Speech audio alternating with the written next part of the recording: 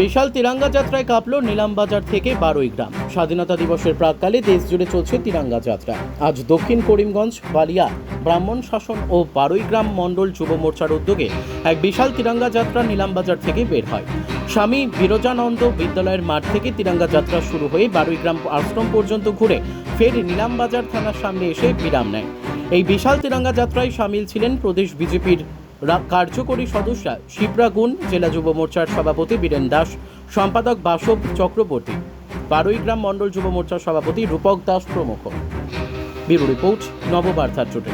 भारत माता, भारत माता, भारत माता, भारत माता, भारत माता, भारत माता, जय जय भारत माता की जय।